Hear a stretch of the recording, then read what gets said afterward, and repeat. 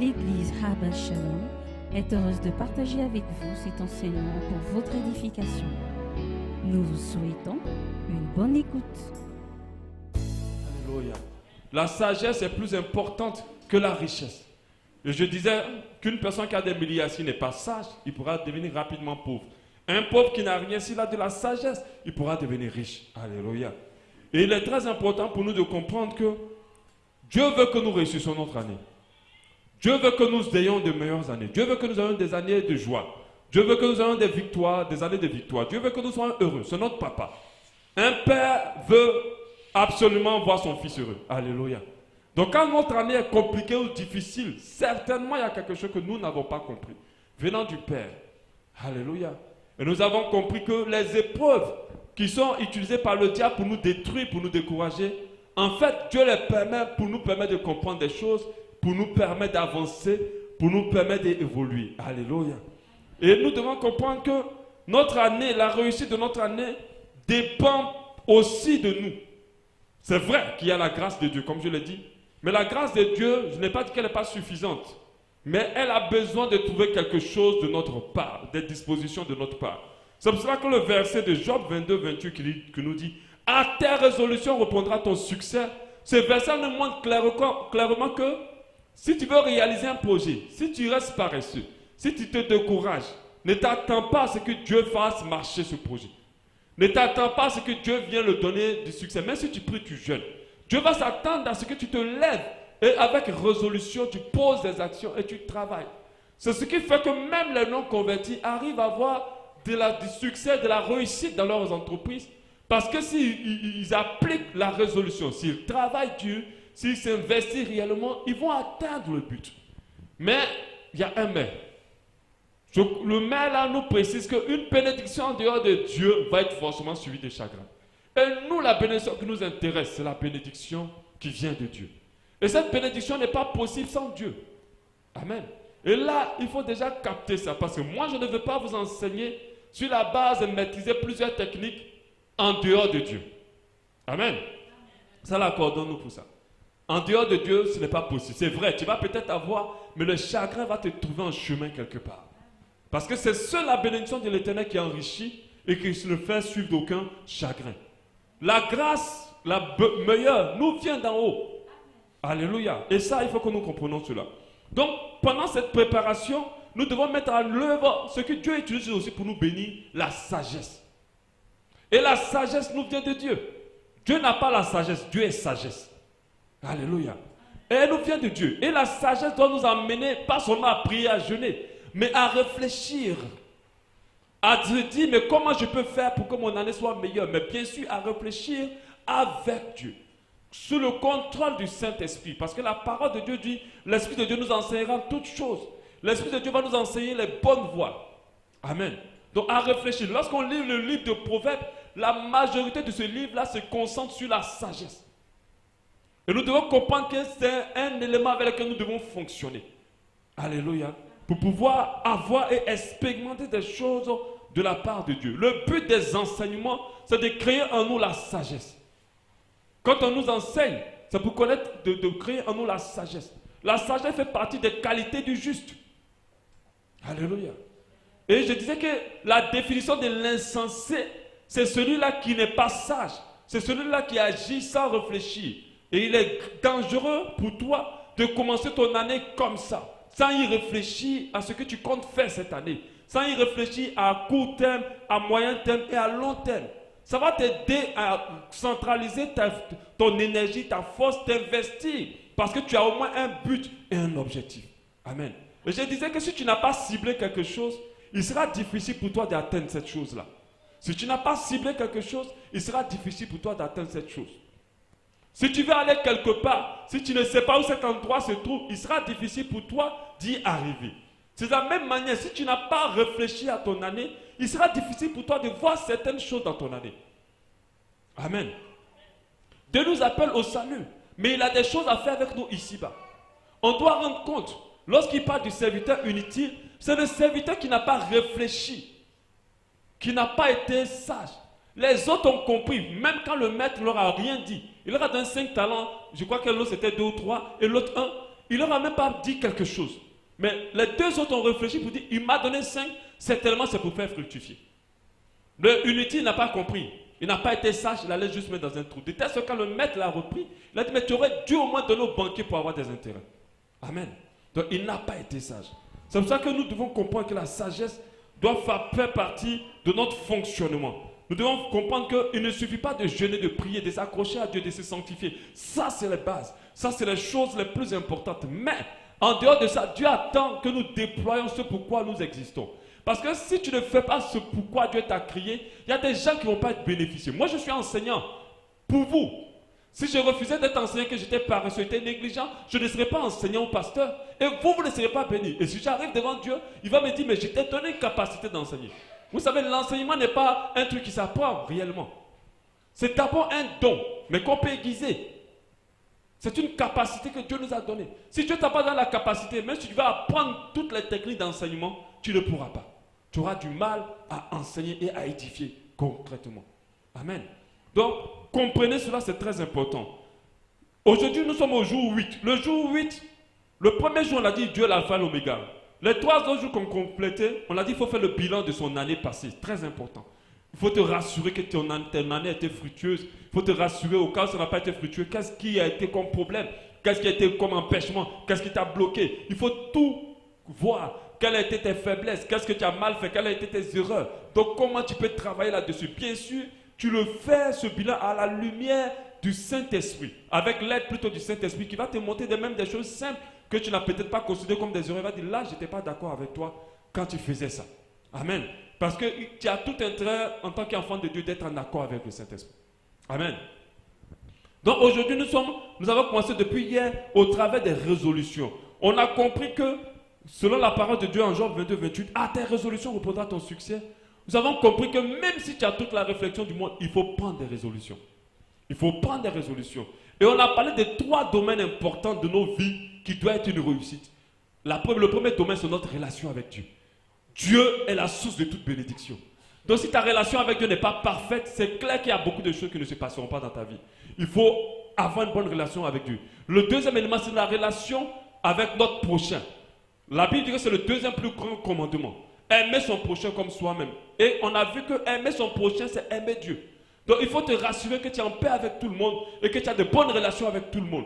Et ça te donne de bonnes faveurs pour l'avant. Tu as parlé de ceux qui n'ont pas de bonnes relations, par exemple, avec leurs parents. Il faut te rassurer que tu as de bonnes relations avec tes parents. Ça, c'est la grâce et la faveur sur ton année, sur ta vie. Et le troisième élément, on a parlé maintenant de ton travail, de ta carrière. Il faut faire un bilan pour savoir, est-ce que je travaille dans le boulot qu'il faut? Est-ce que je fais ce qu'il faut? Est-ce que je le fais bien? Est-ce que je suis où il faut? Ainsi de suite. Et il faut s'investir. Est-ce que je suis assez rigoureux? Est-ce que je suis assez investi? Amen. Maintenant qu'on a fini de faire le bilan par rapport à tout cela, il faut prendre des résolutions. Il faut prendre des résolutions. Aujourd'hui, nous allons voir les bonnes résolutions qu'il faut que nous prenions en 2018. Donc, j'ai parlé des 4 étapes. Mettre d'abord Dieu au début. Ensuite, faire le bilan de son année passée. Planifier. On a parlé de la planification. Penser déjà à ce qu'on veut pour l'année qui arrive. Ensuite, on est maintenant à prendre des bonnes résolutions. Les bonnes résolutions sont les moyens que nous nous donnons afin de pouvoir réussir notre planification, afin d'atteindre nos objectifs et réussir notre année. Sans elle, tout travail, tout effort va être nul. C'est-à-dire que si tu n'es pas résolu, tu ne vas pas aller loin. Ta préparation de ton année n'aura pas d'impact. La résolution doit nous pousser à changer des choses, à revoir d'autres, pour que notre année soit différente. Amen. À ne pas avoir les mêmes habitudes, à ne pas avoir les mêmes causes, pour que notre année ait un impact différent. Quand je suis parti un peu sur Internet, j'ai vu qu'en début d'année, même dans la coutume des gens, beaucoup prennent des résolutions. Beaucoup. Beaucoup prennent des résolutions. Tu avances, Brad. Beaucoup prennent des résolutions. Oh, cette année, je décide de prier tous les matins. Cette année, je décide maintenant de faire cela, cela. Vous avez vu? J'avais près de combien de résultats? 1 million de résultats des résolutions de 2018. Donc il y a eu 1 million de vidéos qui parlent des résolutions à prendre en 2018. Je me suis dit, waouh! Donc il suffit seulement de s'asseoir et de tout regarder. Après, j'ai dit non. Parce que nous, les enfants de Dieu, nous ne prenons pas les mêmes résolutions comme les gens du monde. Parce que nos objectifs ne sont pas charnels. Nos objectifs ne sont pas pour nos intérêts. Nos objectifs sont pour la gloire de Dieu. Est-ce que vous voyez la nuance? Parce que ton année est glorieuse, ce n'est pas seulement pour toi, c'est pour que Dieu soit glorifié dans ta vie. Parce que si tu as un esprit de quelqu'un d'égoïste qui pense à lui, alors tu vas forcément prendre de mauvaises résolutions. Mais si tu veux que ton année glorifie Dieu, alors tu vas prendre les résolutions qu'il faut. Donc il y avait près de 1 million de résultats sur les résolutions seulement de 2018. Je s'appelle seulement en haut résolution 2018. 1 million de résultats, de personnes qui vous disent quelles sont les résolutions que vous devez prendre. J'encourage déjà tout le monde à prendre des résolutions en début d'année. Même si beaucoup les prennent, ils n'arrivent pas. Mais quand même, il faut apprendre à en prendre. Le Saint-Esprit, l'année passée, m'avait donné une pensée par rapport aux résolutions que j'aimerais t'expliquer. Il m'avait dit, la main de Dieu commence à intervenir là où celle de l'homme s'arrête. On avance, Brad. La main de Dieu commence à intervenir là où celle de Dieu s'arrête. Dieu m'a fait comprendre qu'il ne fera rien dans la vie de quelqu'un tant que la personne est capable de faire. J'explique un peu plus. C'est-à-dire que Dieu nous a donné des capacités à tous. Si Dieu sait que tu es capable de soulever un verre d'eau pour amener à ta bouche, il ne va jamais venir le soulever pour mettre à ta bouche. Est-ce que vous comprenez? Il va attendre que toi, tu le soulèves. Qu'est-ce qu'il va faire à côté? Il va chercher à te parler, il va dire, vas-y, tu peux, soulève, tu peux, vas-y. Il y a beaucoup de personnes qui pensent qu'ils sont arrivés à leur limite, mais en fait, ils ne sont pas à leur limite. Parce que Dieu leur a donné plus de capacités que ça. Il nous a tous créés avec des capacités. Selon l'appel qu'il a mis sur nos vies. Il nous a tous créés des capacités. Il a dit qu'il n'interviendra jamais tant que tu es capable de faire. C'est comme un enfant qui peut s'habiller seul, mais à chaque moment, il dit, maman, habille-moi. Et puis tu lui dis, non, tu vas t'habiller. Et tu prends le temps d'être devant lui, papa ou maman, puis tu dis, habille-toi, fais comme ça, mais tu ne le touches pas. Et c'est comme ça que Dieu fonctionne. Il intervient seulement quand tu as épuisé tout ce qu'il a mis en toi. Amen. Il intervient seulement quand tu as épuisé tout ce qu'il a mis en toi. Pourquoi je dis ça? Parce qu'il y a beaucoup pendant leur année, ils se disent l'année s'est mal passée, j'ai eu trop de problèmes, j'ai eu trop de situations. Mais en fait, les problèmes des situations ne sont pas au-delà de tes capacités. Il a dit que je ne permettrai pas à ce que tu sois tenté au-delà de tes forces. Donc, il est ton papa. Tout ce qu'il amène à toi n'est pas plus fort que toi. C'est pour ça que d'autres vont avoir l'impression que Dieu les abandonne. Il ne t'a jamais abandonné. Il t'a donné l'épée. L'épée, c'est Jésus-Christ de Nazareth. Il t'a donné la possibilité. Il te donne la santé, il te donne la force et des capacités. Il y a des choses que tu peux faire, que tu ne fais pas, que d'autres qui n'ont même pas toutes les capacités arrivent à faire. La Bible nous dit en Luc 18, 27, ce qui est impossible aux hommes est possible à Dieu. Dieu commence à agir lorsque l'homme arrive à son niveau d'impossibilité. Donc vous devez comprendre que s'il t'a donné la capacité de faire quelque chose, il ne viendra jamais le faire à ta place. Il faut que cette année, tu sois un peu plus, tu réalises un peu plus qui tu es dans le fait que Dieu t'a donné des forces. Il a dit dans sa parole, je puis tout par celui qui me fortifie. Il t'a donné des capacités, il t'a équipé. Il a investi des choses en toi. Amen. Et les gens du monde qui ne sont pas chrétiens ont compris ça. C'est pour ça qu'ils prospèrent. Ils prospèrent pas parce qu'ils sont chrétiens. Parce qu'ils ont réalisé qu'ils ont des capacités. Quand vous observez des Américains, c'est des gens qui vont au-delà de leurs limites. Mais en fait, ils ne vont pas au-delà de leurs limites. Ils vont jusqu'à leurs limites. Amen. Ils ne vont pas au-delà de leurs limites. Mais sauf qu'ils poussent. Je vous avais dit déjà que tout ce qu'on veut au-delà de nos forces. Quand je dis au-delà de nos forces, c'est au moment où on arrive à une situation, on se dit, c'est maintenant dur. C'est là qu'en réalité, les choses vraies sont en train de se positionner. Un enfant de Dieu ne doit pas se décourager vite. Un enfant de Dieu doit être un enfant persévérant. Amen. Il doit être persévérant. Même la foi. La foi est une persévérance. La Bible dit celui qui persévérera jusqu'à la fin. Mais quand Dieu dit ça, il sait que le fait de suivre Christ n'est pas une chose facile. Amen. Parce que le monde et tout ce qui contient la tentation, les envies, les désirs, les ambitions personnelles sont là. La pression. Il dit persévérer. C'est quand tu vas sentir que ta foi chrétienne est difficile, là que tu es en train de marcher avec Dieu. Amen. Et il faut comprendre qu'il faut foncer au-delà de nos limites. Si tu es négligent, si tu es paresseux, si tu aimes la facilité, ou tu es peur rigoureux, si tu n'aimes pas travailler, si tu te décourages vite, les choses vont se compliquer pour toi. Beaucoup de choses ne vont pas se positionner. Parce que ceux qui vont loin, c'est des gens qui veillent, c'est des gens qui travaillent dur, c'est des gens qui s'investissent. Et la Bible nous donne tellement de versets pour faire comprendre que celui qui ne travaille pas, qui ne mange pas. Amen. Et nous devons comprendre que nous devons mettre à profit la force, la santé, les capacités que Dieu nous donne. Dieu ne voudra jamais, malgré cela, te donner une vie meilleure si tu es paresseux, négligent, si tu es toujours vite découragé. Il va seulement intervenir en te parlant, en te disant, tu peux. Il va t'encourager, parce que c'est notre papa, il ne va pas te laisser dans le flou. Vas-y, continue, tu peux. C'est quand tu auras usé de tout maintenant qu'il va pouvoir te parler. Qu'il va pouvoir plutôt intervenir.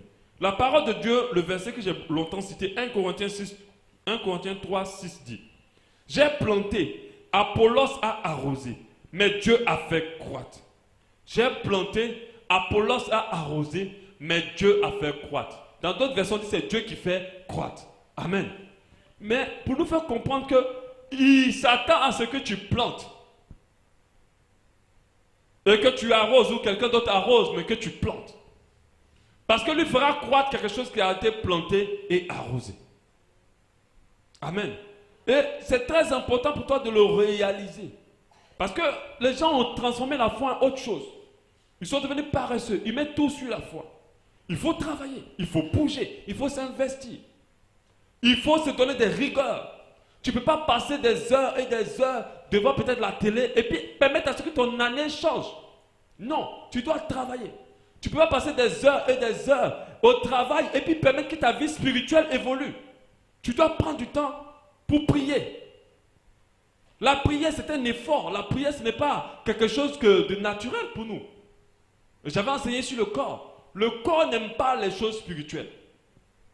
Tout ce qui est spirituel, le corps n'aime pas. Et si tu n'obliges pas le corps à aimer les choses spirituelles, il va tout se tirer dans la chair. Amen. Parce que quand tu vas vouloir te lever pour prier, lui n'aime pas. Mais tu dois l'obliger parce qu'il est censé t'obéir et non pas te guider. Amen. Donc tu dois essayer de bouger. Il faut que Dieu fasse croître quelque chose qui a été planté et arrosé. Donc nous avons une partition à jouer pour notre réussite, pour notre bonheur, pour notre victoire. De la même manière, nous avons une partition à jouer pour notre salut. Jésus, sa mort à la croix, nous a ouvert juste la porte. Et nous a donné des capacités surnaturelles pour y arriver. Mais ce n'est pas lui qui te soulèvera pour te faire entrer. Il faut que toi, tu acceptes ce sacrifice. Et que tu y demeures. Alléluia. Il faut que tu acceptes et tu y demeures. Dieu ne viendra pas te prendre pour te mettre dans le salut. Amen. Donc tu as une part à jouer. Il ne va pas te maintenir dans le salut. À toi d'y rester. Amen. C'est à toi de te réveiller. Et les bonnes résolutions vont t'aider à planter et à arroser. Bien sûr, les bonnes résolutions dans les 3 domaines dont j'ai parlé. Relation avec Dieu, relation avec mon prochain, et mon travail, ou ma carrière, ou mon ministère. Ça, c'est le 3e, j'ai mis tout ensemble. J'ai nommé ça ma destinée. C'est-à-dire ce pourquoi Dieu m'a créé. Ces 3 domaines sont les 3 domaines importants de nos vies. Les 3 domaines plutôt importants de nos vies. C'est quoi une résolution? Qu'est-ce que cela implique? La résolution est une décision, plus précisément une décision ferme, qu'on prend dans le but de voir un changement se produire. C'est une décision ferme. Il y a le ferme, on ne peut pas l'enlever. Quand quelqu'un est résolu, c'est que sa décision est ferme dans son cœur. C'est-à-dire que c'est associé avec une forme de persévérance. C'est associé avec une forme d'insistance. C'est-à-dire que c'est associé avec une forme de conviction pleine. Amen. Ferme qu'on prend dans le but de voir des changements se produire. Elle implique 5 choses. Un profond désir de changer ou de changement. Si tu n'as pas un profond désir d'avoir une année différente, meilleure, ou bien un ministère qui avance, une vie spirituelle qui évolue, une relation avec tes prochains qui est bien, une relation avec Dieu qui est bien, si tu n'as pas ce profond désir, tes résolutions vont toujours tomber. Amen. Ça ne va pas tenir. Si tu aimes énormément ton Dieu et que tu veux vraiment être bien avec lui, quand tu prendras tes résolutions, elles tiendront. Donc ça part d'abord d'un désir profond, un profond désir de changer ou du changement ou de changement. Ça part aussi d'une détermination à vouloir changer. Parce que le désir vient, mais il faut que tu sois déterminé. Alléluia. Il faut que tu sois déterminé. Généralement, on prend des résolutions pour des situations ou pour des capacités qui sont difficiles pour nous. Si ce n'est pas difficile, ce n'est pas une bonne, ce n'est pas forcément une résolution. C'est des fois difficile d'y arriver. Comme la personne qui dit cette année j'arrête de fumer, ce n'est pas facile pour lui. Mais si son désir profond d'arrêter de fumer est vraiment là, et sa détermination à vouloir arrêter de fumer va l'amener à pouvoir arriver à accomplir cette résolution. Une conviction à ne plus accepter l'état actuel. Il y a des personnes qui avancent d'année en année sans être bousculées. Ça veut dire qu'ils n'ont pas le désir profond d'avoir une année différente, une année meilleure, ou de faire fructifier tout ce que Dieu a mis en eux. On va se retrouver devant le Seigneur, pas seulement pour dire, oui, j'ai marché avec Jésus, mais il va dire, mais qu'est-ce que tu as fait de tout ce que je t'ai donné? C'est pour ça que les serviteurs inutiles, jetez-le dehors là où il y aura le pleurs et les grincements dedans. Donc il faut comprendre qu'on n'est pas là juste pour s'asseoir à l'église, pour marcher dans la foi. C'est bien, ça c'est les bases. Mais après, il faut que tu sois utile. Parce que le fait d'être utile à Christ est une bénédiction pour une foule. Est une bénédiction pour l'avancement du royaume de Dieu. Nous sommes le corps du Christ, chacun pour sa part. On a tous un rôle à jouer. Alléluia. Donc il faut avoir cette conviction. Un non-retour jusqu'à obtenir le résultat souhaité. C'est-à-dire qu'on ne parle même pas de revenir au départ. La fin ou le règne de quelque chose dans notre vie. Donc, ça implique la fin ou le règne de quelque chose dans notre vie. Alléluia. 1 Samuel 12, 22. 1 Samuel 12, 22 nous dit, l'Éternel n'abandonnera point son peuple à cause de son grand nom. Car l'Éternel a résolu de faire de vous son peuple. Il a résolu de faire du peuple d'Israël son peuple. Alors, personne n'allait lui faire changer d'avis. Jusqu'à dans le Nouveau Testament, on parle encore de ce peuple en étant le peuple de Dieu. Alléluia. Donc c'était une résolution, c'est-à-dire que c'était quelque chose qui était scellé et ça ne pouvait pas changer. Et quand Dieu prend une résolution, je ne pense pas qu'il va compromettre cette résolution. Il est important de prendre ces bonnes résolutions avec Dieu. Parce que je précise que toutes les résolutions que nous prenons ne sont pas forcément bonnes. Amen. Tu peux prendre une résolution en début d'année de ne plus aller voir ton oncle. Parce que quand tu es parti là-bas, il t'a mal parlé. Donc cette année-là, c'est fini, j'y vais plus. Ce n'est pas une bonne résolution. C'est pour ça qu'il faut qu'on prenne la résolution inspirée par le Saint-Esprit, conduite par le Saint-Esprit. Afin de prendre les meilleures et les bonnes résolutions. Alléluia. Il faut qu'on les prenne avec le Saint-Esprit. Quand on prend l'histoire de Saul, de Saül et de David, Saül avait résolu tuer David. Il avait résolu terminer David. C'est-à-dire que tant qu'il n'avait pas tué David, il ne devait pas être en paix. Mais ce n'était pas une bonne résolution. Amen. Donc, il faut prendre la résolution avec le Seigneur. Il faut prendre la résolution conduite par le Saint-Esprit afin d'avoir les bonnes résolutions. Parce que ce sont les bonnes résolutions qui changent notre année. Ce n'est pas les résolutions. Amen. Ce sont les bonnes résolutions qui changeront notre année. Maintenant, je vais nous donner 10 conseils pratiques afin de nous aider à prendre de bonnes résolutions, mais aussi à les tenir. Alléluia. Une chose est de prendre des résolutions, mais une autre est de les tenir. Les résolutions, quand tu les tiens, c'est ce qui est bon. Mais quand tu les prends, ce n'est pas mauvais. Mais si tu ne les as pas tenues, ce n'est pas assez meilleur. Ce n'est pas bon. La première raison, le premier conseil. On avance. Le premier conseil. Oui, tu avances encore. Ouais. 10 conseils pour prendre des bonnes résolutions et les tenir. Le premier avance. Le premier conseil est poser vos résolutions sur papier. Prends une feuille avec le Saint-Esprit. Commence à noter pour cette année. Qu'est-ce que tu vas changer ou qu'est-ce que tu veux faire ou qu'est-ce que tu as résolu de faire. Note. Mais quelle habitude tu as résolu de changer. Tu peux les classer, je te conseille de les classer par rapport aux 3 catégories. Ta relation avec Dieu. Quelles sont les résolutions que tu vas prendre? Ta relation avec les gens. Quelles sont les résolutions que tu vas prendre? Parce que Dieu s'attend à ce que tu manifestes la charité. Ta relation avec ton travail, ta carrière, ton ministère. Il faut que tu aies une orientation déjà dans la planification de ce que tu veux. Mais quelles sont les résolutions que tu dois prendre? Tu dois les écrire.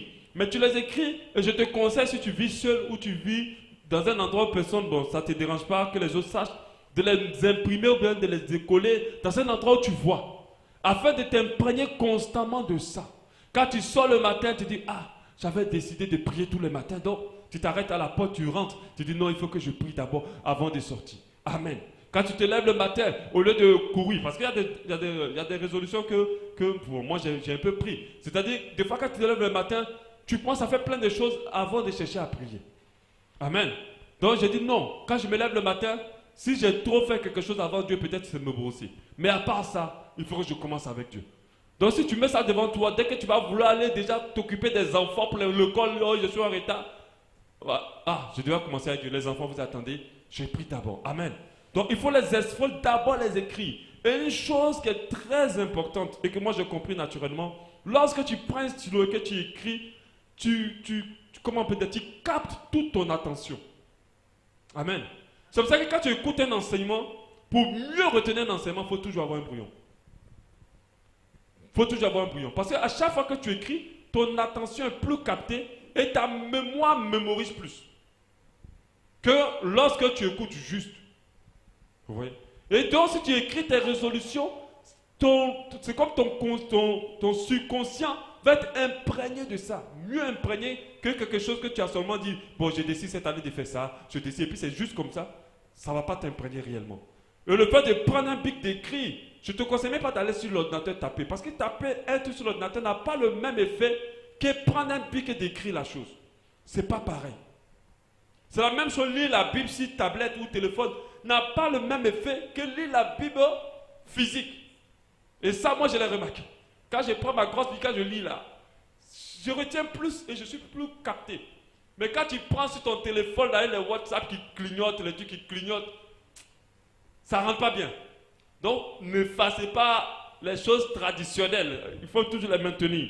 Donc, écris-le, mets-le devant toi, dans une position, dans un endroit où tu peux voir. Ou bien, fais un fond d'écran pour ton téléphone aussi. Ça peut t'aider. À chaque fois que tu ouvres ton téléphone, tu verras. Le deuxième conseil, ne pas faire une liste de courses. Pourquoi c'est mis comme ça? Il y a des gens qui, quand ils veulent prendre des résolutions cette année, c'est de longues résolutions. Tellement longues. Non. Le fait même de faire cela, c'est de trouver un bon moyen même de ne rien faire. C'est-à-dire que tu vas arriver à la fin, tu ne feras plus rien. Il faut prendre les choses les plus importantes. Si tu veux faire par petites vagues, commence d'abord à intégrer les plus importantes. Enfin, si tu penses que tu les as intégrées, évolue. Mais ne fais pas une longue liste. Il y a des gens qui disent, je dois faire ça, je dois faire ça, je dois faire ça. Quand tu finis là, c'est tout un cahier de résolutions qui sont écrits. Non. Il faut faire un peu. Il ne faut pas mettre beaucoup. Il faut faire un peu. Ok? Et d'autres se donnent plein de jours. Oui, je vais courir tous les soirs. Oui, je ne mange plus le soir avant de dormir. Oui, voilà. Faut pas. Calme-toi. Tu vas mettre comme ça toute la liste là maintenant, te voilà devant. Tu as fini d'écrire. Oh, la Bible dit qu'il ne faut pas qu'on se presse à faire des promesses. Amen. Et quand les fait, il faut les accomplir. Donc, attention. Donc, il ne faut pas dire à Dieu qu'à partir de aujourd'hui, il ne mange plus le soir. Il ne faut pas mettre ça dans ta résolution. Parce que tu es résolu à perdre des kilos cette année. Non, il ne faut pas dire ça. Faire des résolutions, il ne faut pas faire une longue liste. Trouvons les bonnes raisons pour chaque résolution prise. Très bonne raison. Pourquoi je dis ça? Parce qu'il y a des gens qui peuvent prendre des résolutions avec de mauvaises raisons. Par la colère. Parce que tu es fâché, tu dis non, à partir de maintenant, cette année c'est fini. À partir de maintenant, c'est fini, c'est comme ça. Par l'amour. Je l'aime tellement. Cette année seulement là. Je vais payer son loyer. Toujours 300 000 chaque fin de mois. Je prends la résolution cette année. Ah non. Ou bien par la déception. Par la peur. Par la concurrence. Oh, l'autre elle a percé devant toi. Non. Cette fois-ci, moi là maintenant. Je vais maintenant travailler jusqu'à 24 heures tous les jours. Parce qu'il faut que je réussisse. Non. La jalousie. La pression. L'autre. La pression des autres. L'envie de plaire. Ou de plaire aux autres, ainsi de suite. C'est de mauvaises bases. Parce que ces bases-là ne sont pas stables. La colère, elle arrive toujours à disparaître. Mais si la personne t'a énervé jusqu'à un jour, elle devient gentille, ta résolution tombe avec elle. Ok? Donc, ne prenons pas de résolutions pour de mauvaises raisons. Prenons toujours des résolutions pour des raisons positives. Des raisons qui nous font avancer. Des raisons qui nous permettent de plaire davantage à Dieu. Amen. Quand on prend ces résolutions-là, parce que Dieu est stable. Dieu est stable. Prends tes résolutions sur la base de ce que Dieu veut pour toi. Ça ne changera pas. Amen. Donc prends la résolution avec Dieu. Alléluia.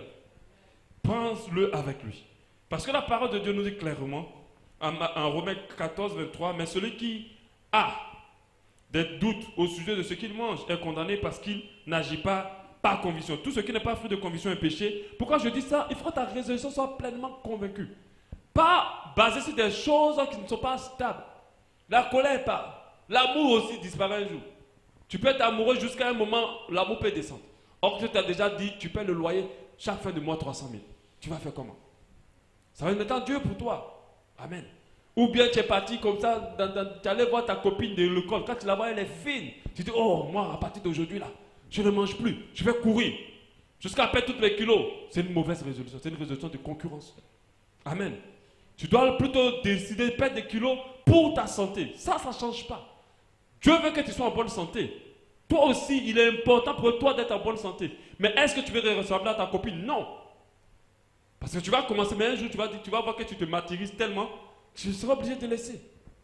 Et faites attention, ne vous pressez pas à faire des promesses vite. 4. Ne visez pas la lune si vous n'avez pas de fusée. Amen. Ne visez pas la lune si vous n'avez pas de fusée. Pourquoi je donne ça comme une résolution? Il y a des gens qui se donnent des grandes résolutions.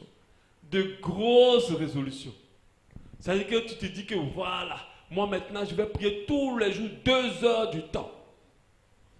Or que quand tu commences à prier à 30 minutes, déjà tu es essoufflé. 30 minutes, tu ne sais plus quoi dire. Et tu as sauté 45 minutes, 1 heure pour aller sauter sur 3 heures du temps. Moi, chaque mois maintenant, je vais jeûner toute la première semaine du mois. Toi-même, tu sais que ce n'est pas possible pour toi. Tel que tu te connais, tu aimes manger, Mais pourquoi tu vas te prendre 1 semaine chaque mois? Donc, pas de raison réaliste. Tu peux dire 1 fois par mois ou 2 fois par mois, tu commences à petite dose et puis tu prends au fur et à mesure l'élan. Donc, ne prends pas de résolutions grandes. Prends des résolutions qui soient un peu réalistes, bien sûr avec l'aide du Saint-Esprit. Ok? Donc, tu pars de zéro, ne te dis pas que non, tu vas arrêter d'un coup, tu vas commencer d'un coup. Amen. Tu veux faire du sport, commence déjà à marcher. Et puis après, tu pourras faire des danses longue distance. Mais il y a d'autres, ils arrivent sur le terrain. Ils se disent, bon, aujourd'hui, je vais me faire 10 tours de ce endroit. Quand ils commencent au 3e tour maintenant, ils sont en train de dire, bon, en fait, j'étais trop zélé, mais je pense que là, il faut que je revoie. Maintenant, quand toi-même tu es là, tu as dit, tu viens faire 10 tours, tu as fait 3 tours. Est-ce que tu te sens bien? Une bonne raison pour te laisser en même temps tomber. Tu ne vas plus revenir là. Or, tu viens, tu dis, bon, je fais 2 tours. Tu fais tes 2 tours, tu rentres. Amen. Donc, il ne faut pas se donner de trop grand. Faites un plan détaillé de votre destination, donc de votre résolution. Pourquoi je dis ça? Parce que les gens peuvent mettre dans leur résolution, je veux maintenant me rapprocher de Dieu. Oui, c'est bien. Je veux avoir une bonne santé spirituelle. C'est bien. Mais par quoi tu veux atteindre cette santé spirituelle-là? Il faut détacher ta résolution. Tu vas dire, ok, 20 minutes de prière tous les matins. 10 minutes de lecture de la Bible chaque jour. Jamais tirer un temps de culte. Au moins faire un chant, chanter un chant tous les jours. Parce que les cantiques font du bien à notre esprit. Amen. Au moins chanter un chant tous les jours. Tu te cantiques. Mais quand tu dis, je vais me rapprocher de Dieu, mais tu te rapproches de Dieu comment? Qu'est-ce que tu as pris comme résolution pour? Si tu n'as pas détaillé un peu le fond de ta résolution, ça va être difficile pour toi d'y arriver. Ok? Le 6, temporisez vos résolutions. Temporiser, ce n'est pas de calmer, mais c'est de définir de périodes, des temps, du temps. Parce que quand tu n'as pas le temps, ta course n'est pas... Ça veut dire quand tu n'as pas d'objectif en termes de temps, tu ne sais plus comment courir. Imagine quelqu'un qui court, il ne sait pas où il doit finir. Elle n'est pas obligée de... Elle n'a pas de pression, elle court juste. Or, si tu sais que tu as 15-5 minutes, tu as 10 minutes, ou bien tu dois arriver à tel niveau, au moins tu peux mettre un peu plus de turbo dans ta course. Donc, il faut te dire, mais quand on dit temporiser, ne dis pas cette année-là, cette année, je vais... Quelle résolution on peut prendre? Il y en a plusieurs. Cette année, je vais vraiment finir tous les dossiers qu'on me confie. Cette année, comme on en parlait tout à l'heure, je vais sortir un livre. Ça, ce n'est pas temporisé. C'est-à-dire que cette année, c'est vague. Il faut peut-être te dire, d'ici juillet, je vais sortir un livre. Ok? Donc du coup, maintenant, là, toi-même, tu te mets la pression pour pouvoir sortir ce livre-là. Parce que quand tu dis cette année, en novembre, tu es toujours dans cette année. Et moi, ça m'a déjà eu. Jusqu'à ce que je finisse cette année, je ne termine pas le livre. Ok? Donc il faut te donner des périodes. Il faut te donner des deadlines. On appelle ça des deadlines qui te mettent toi-même la pression. Qui te poussent toi-même à faire. Amen. Qui te poussent toi-même à faire. C'est mieux de morceler en petit temps que de le mettre en grand sur des grandes longueurs ou sur des grands temps. Comme tu vas te lever ce matin pour dire cette semaine, je vais vraiment beaucoup prier. Non. J'avais dit dans un enseignement, il faut apprendre à dire ce aujourd'hui, je vais prier. Quand tu te lèves demain, tu dis aujourd'hui, je vais encore prier. C'est mieux d'avoir des défis en journée que d'avoir des défis sur de longue durée. Les longues durées vont vous décourager. Mais en petits morceaux, chaque jour vous allez remporter une victoire. Et au fur et à mesure, vous allez vous rendre compte, ça fait un mois maintenant que je ne saute pas une prière matinale. Ça fait un mois maintenant que je lis toujours ma Bible. Et puis au fur et à mesure, toute l'année, puis c'est fini, votre corps est habitué. Je dis, quand votre corps s'habitue à passer du temps avec le Seigneur, vous n'avez plus besoin de réveil. Chaque matin, vous voyez, vous êtes... Moi-même, des fois, je me réveille avant mon réveil. Il ne joue pas son rôle. Avant que lui le sonne, je suis déjà réveillé. Parce que mon corps est déjà habitué. Il est déjà habitué à une heure précise, il faut que je me réveille. Donc quand vous allez commencer à dompter le corps comme ça, il aura les réflexes. Donc il faut se donner une période.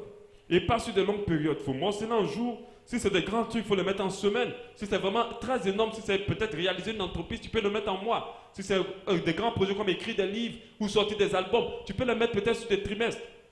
Mais il ne faut pas parler de cette année. Cette année, ça va être un peu plus compliqué. Présentez vos bonnes résolutions en 7 à Dieu et invoquez sa force, son aide, son soutien pour accomplir vos bonnes résolutions. Oui, ça c'est vraiment quelque chose d'important. La Bible dit en Philippiens 4, 13, je puis tout par celui qui me fortifie. Donc moi je crois que c'est Dieu qui nous donne toute capacité. C'est au travers de son aide qu'on y arrive. Amen. C'est pour ça que déjà il faut faire de lui l'alpha en prenant les résolutions avec lui par le Saint-Esprit. Mais il faut aussi fonctionner avec lui pour la réalisation de ces résolutions. Donc il faut prier. Quand tu as fini d'écrire tes résolutions sur papier, ne va pas directement les coller sur ton frigo. Tu le mets devant toi, tu dis Seigneur, aide-moi à y arriver. Donne-moi la force, donne-moi la capacité, donne-moi la patience si c'est la patience qui te manque. Donne-moi vraiment l'envie, donne-moi l'amour, donne-moi la passion. Et puis, permets-moi d'y arriver. Vous allez voir que vous aurez la capacité d'y arriver. Car je crois que ce qu'on demande au Seigneur dans sa volonté, il le fait. Amen. Et Dieu veut que tu y arrives. Alléluia. Et le 8, engagez-vous auprès de quelqu'un. Donc quand tu as fait une copie, tu fais une autre copie et tu vas donner à quelqu'un. Tu dis, voilà ce que j'ai décidé cette année. Alléluia. Voilà ce que j'ai décidé cette année. Donc la personne, elle va t'observer. Le jour, tu sors dedans, elle va dire, ben, tu avais décidé de ne plus hausser le ton, non? Amen. Tu avais dit non qu'elle sort là, donc tu vas te taire parce que tu as écrit. Amen. Parce que l'engagement aussi nous aide à avancer. C'est pour ça que lorsque nous sommes chrétiens, à un moment, il faut que nous nous baptisons. Le baptême est un engagement et ça nous aide à nous maintenir dans la foi. Alléluia. Donc, il faut t'engager auprès de quelqu'un, surtout quelqu'un qui est dans ton entourage. Quelqu'un qui peut se veiller sur tes résolutions. Il faut en parler. Et pas quelqu'un qui va se moquer de toi, ou bien qui va faire la police sur ton dos dans un mauvais sens. Amen. Donc, il faut en parler à quelqu'un, ça va t'aider à avancer. On prend aussi en 9, ne vous découragez jamais. Amen. Ne vous découragez jamais. Je peux prendre l'exemple du fait que tu prends la résolution, et je pense que ça va être l'une des résolutions de quelqu'un cette année, de prier au moins 1 heure tous les matins. Et je vous dis, Dieu n'est pas seulement, on ne prie pas Dieu seulement le lundi au vendredi.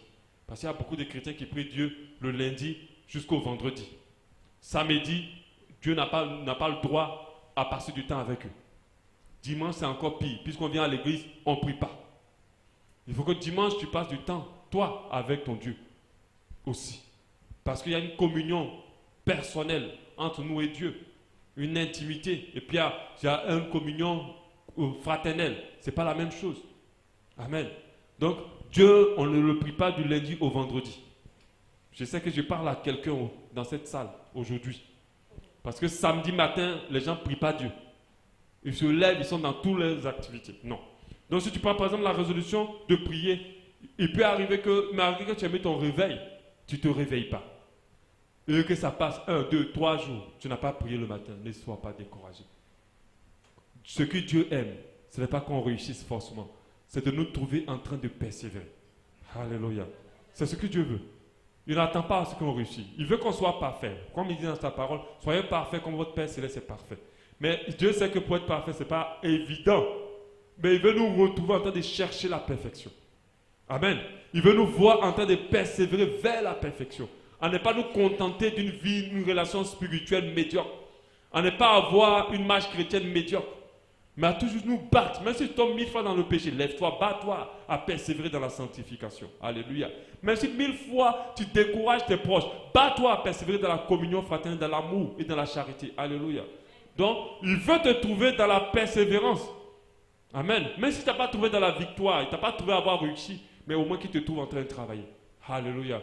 Parce que quand on parle du salut, la Bible dit que on va être sauvé, ceux qui vont accepter Jésus comme Seigneur et Sauveur. Mais il peut arriver que quand le Seigneur arrive là, toi-même tu es en train de critiquer. Mais est-ce que tu ne vas pas être sauvé? Tu vas être sauvé. Amen. Parce qu'il faut que Dieu te retrouve dans la persévérance de la sanctification. Amen. Amen. Cela ne veut pas dire que tu ne tomberas pas. Donc faites attention, persévérez. Ne vous mettez pas. Il y a des gens qui sont trop durs avec elles-mêmes.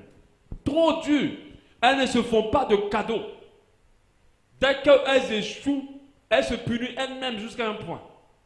Des fois, Dieu a déjà pardonné la faute, mais elles sont encore entrées dans la culpabilité. La culpabilité vient du diable. Dieu ne culpabilise pas. Il crée juste un sentiment de repentance, et la repentance est différente de la culpabilité. La repentance nous amène à plaire à Dieu. Ça nous pousse à honorer Dieu, pas se culpabiliser. Parce que quand il y a des gens qui, par la culpabilité, vont se suicider. Amen. Vont se suicider. Il y a d'autres qui sont découragés, qui n'arrivent plus. Il y a d'autres qui abandonnent la foi par la culpabilité. Amen. Donc ça ne vient pas de Dieu. Donc même si tu tombes, persévère. Quand cette parole qui dit « à tes résolutions reprendra ton succès », si on transcrit ce verset-là, c'est dit « à ta persévérance va reprendre ton succès ». On parle de persévérance là où c'est difficile. On parle de persévérance là où il y a aussi des fois des échecs. Amen. Parce qu'on ne peut pas parler de persévérance si ce n'est pas difficile, où il n'y a pas d'échec. C'est où il y a les échecs, où c'est difficile, qu'il faut persévérer. Donc il peut arriver que tu échoues. Il peut arriver que tu sois découragé. Il peut arriver que ça soit trop dur pour toi. Alors tu lâches rien. Tu continues jusqu'au bout. Et tu auras le succès déjà dans ta relation avec Dieu. Alléluia. Et la Bible nous dit en Apocalypse 2, 26, « À celui qui vaincra et qui gardera jusqu'à la fin mes œuvres, je donnerai autorité sur les nations. » Jusqu'à la fin. C'est une persévérance. Gardera la foi jusqu'à la fin. Celui qui persévérera jusqu'à la fin. Amen. Donc, dans résolution, il y a persévérance. Peu importe ce qui se passe, il ne faut pas que tu te décourages. Il ne faut pas que tu abandonnes, tu persévères. Et le 10e conseil, apprends à te récompenser quand tu réussis. Alléluia. Apprends à te récompenser quand tu réussis. Et Dieu le fait avec nous. Quand nous l'honorons, il nous fait du bien. Il nous donne des choses, il nous bénit. Alléluia. Toi aussi, tu dois être pareil avec toi-même. Si tu t'es pris une résolution et que tu arrives à la faire et qu'elle est rentrée dans tes habitudes et que tu as réussi à la maintenir, imagine que tu prends ta résolution cette année de te réconcilier avec tout le monde. Tous ceux avec qui tu es en foi. Et que par la grâce de Dieu, tu y arrives. Récompense-toi. Va dans un supermarché, achète à manger. Voilà, fais-toi plaisir. Voilà, récompense-toi. Amen. Parce que des fois, les récompenses motivent. Et cela va t'aider à y arriver. La parole de Dieu nous dit en 1 Timothée 5, 18, « Tu ne muselleras point le bœuf quand il foule le grain, et l'ouvrier mérite son salaire. » Amen. Donc, c'est-à-dire, apprends à te récompenser. Quand tu arrives, quand tu atteins ces objectifs, quand tu arrives par rapport à ces résolutions. Donc, comme je l'ai dit tout à l'heure, par rapport à ces 3 catégories, 3 domaines de ta vie, prends des résolutions. Je t'encourage à ne pas attendre demain, même ce soir même, assieds-toi face à une feuille blanche ou ton livret, écris tes résolutions dedans. Écris-le par rapport à tous les domaines. Ta relation avec Dieu, ta relation avec ton prochain, ton travail, ton ministère ou ton appel ou ta carrière. tu écris ces résolutions, tu pries dessus. Amen. Tu pries dessus et tu commences à t'appliquer à les faire. Alléluia. C'est ce qui va te permettre d'atteindre tes objectifs. Il est important de planifier ton année, de te dire qu'est-ce que je compte faire cette année. Alléluia. Qu'est-ce que je compte faire cette année? Il est important de pouvoir le faire. Donc demain, avant de finir pour demain, je résume tout ce que j'ai dit tout à l'heure. Donc il est très important d'avoir un support physique de nos bonnes résolutions. Il est important aussi que ces résolutions soient qualitatives et non quantitatives. Donc il ne faut pas prendre beaucoup de résolutions pour rien. Il faut que ça soit de qualité et de l'impact sur toi. Il faut que ces résolutions-là doivent être intelligentes, spécifiques, mesurables, atteignables, réalistes et temporelles. C'est-à-dire classées dans le temps et pensez à vous récompenser lorsque vous réussissez. Amen. Pour demain, nous allons voir les bonnes résolutions spirituelles à prendre. Donc des bonnes résolutions par rapport à notre relation avec Dieu. Alléluia. Donc on va partir dans le volet pratique. Si toi tu as déjà des résolutions dans ta tête, mais liste-les. Mais demain, moi je vais te parler de manière pratique, te donner plusieurs exemples des résolutions que tu peux prendre dans ta relation, pour ta relation avec Dieu, pour avoir une meilleure relation. Pourquoi? Parce que tu as compris, au travers de tout cet enseignement, que c'est avec Dieu que tu peux faire des exploits. La Bible dit, avec Dieu, nous ferons des exploits. Et tu as compris qu'il est plus important pour toi d'honorer Dieu que toute autre chose. Alléluia. Donc je vais te donner des exemples de bonnes résolutions qui vont t'aider à pouvoir te positionner bien auprès de Dieu. À pouvoir avoir une relation un peu plus fluide avec lui. Alléluia. À pouvoir fonctionner avec lui et attirer sa grâce et sa faveur sur ton année. Alléluia. J'espère que je t'ai transmis quelque chose ce soir. Amen. Nous allons prier par rapport à l'enseignement qu'on a entendu aujourd'hui. Préparer son année avec Dieu, les bonnes résolutions à prendre. Alléluia.